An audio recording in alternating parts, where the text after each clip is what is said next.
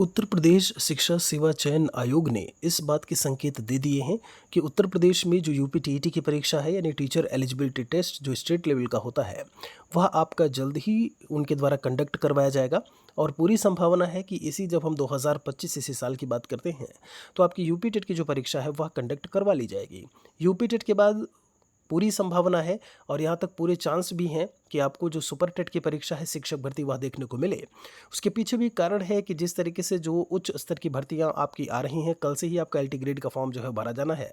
उसके बाद हम प्रवक्ता पदों को लेकर के बात करें, टीजीटी पीजीटी का अध्याचन भी मिल चुका है, फाइनलाइज हो चुका है, 30,000 पद है उसमें, तो आपको प्राथमिक शिक्षक भर्ती भी देखने को ज़रूर मिलेगी। तो ऐसे में यहाँ पर यूपी टेट की परीक्षा आपकी जो है उसके बाद आपको शिक्षक भर्ती की परीक्षा, ये दोनों चीज़ें जो है वो देखने को मिलने वाली हैं। सवाल यहाँ पर ये है, कई सारे स्टूडेंट्स ये पूछ रहे थे कि सर यूपी टेट की परीक्षा हम पहले से पास कर चुके हैं, तो ऐसे में क्या अभी जो यूपी टेट की परीक्षा होने वाली है उसे फिर से देना चाहिए कि नहीं। एक बात तो आपको बहुत अच्छे से पता है कि जब हम टीईटी की एलिजिबिलिटी को लेकर के बात करते हैं कितने साल तक ये वैलिडिटी इसकी होगी, तो ऐसे में वैलिडिटी की बात जब आई तो माननीय सुप्रीम कोर्ट के जब हम वक्तव्य को लेकर के बात करें तो उसमें उन्होंने उसको लाइफ टाइम कर दिया। अभी जब हम बात करते हैं तो ये बात आपको पता है कि आप एक बार अगर परीक्षा पास हो चुके हैं तो आपको फिर से जो परीक्षा है, जो एग्ज़ाम है वह देने की ज़रूरत नहीं है। फिर बात ऐसी क्यों आई कि यहाँ पर हम कह रहे हैं कि जब इस बार यूपी टेट की परीक्षा हो तो आप उस परीक्षा को भी ज़रूर दीजिएगा। इसके पीछे बहुत बड़ा कारण है और कारण ये है कि आपको बहुत अच्छे से पता है कि अब जो कंपटीशन होने वाला है उसका लेवल जो है वो कुछ अलग ही स्तर का होगा। 2018 से उत्तर प्रदेश में भर्ती नहीं आई है। बहुत सारे छात्र छात्राएं जो ऐसे में हैं वो अध्यापक बन के अभी बिहार या जो भी आसपास के स्टेट हैं वहाँ पर वह काम कर रहे हैं। जब हम लेवल को लेकर के बात करें तो कंपटीशन का लेवल बहुत ही टफ होने वाला है। यूपी टेट की परीक्षा की जब हम बात करें, जब आप फॉर्म भरेंगे तो ऐसे में आप उसके लिए पढ़ाई भी करेंगे।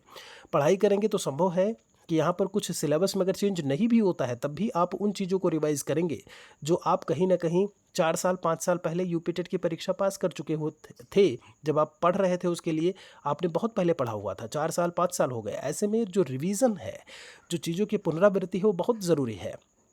अब आप बोलोगे सर ये तो फॉर्म बिना भरे भी हम ये काम कर सकते हैं। जब आप फॉर्म भरते हैं तो कहीं ना कहीं एक प्रेशर, अलग से प्रेशर रहता है कि आपको परीक्षा जो है वो फिर से पास करनी है और उसके लिए आपको पढ़ना है।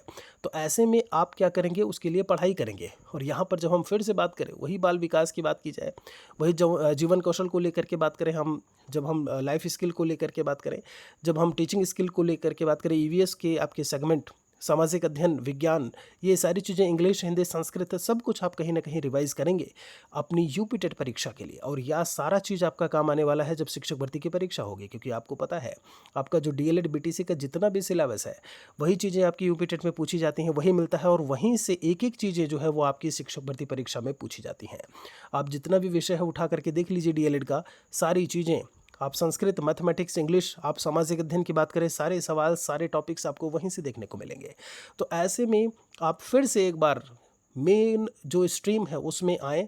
आप अपने आप को फिर से एक तरीके से, जैसे होता है ना धार देना, तो आप इस चीज़ के लिए आपको कहीं ना कहीं यूपी टेट की परीक्षा इस बार की फिर से देनी चाहिए कि अब जब भी आपकी सुपर टेट की परीक्षा हो तो काफ़ी कुछ आपका पहले से ही तैयार हो।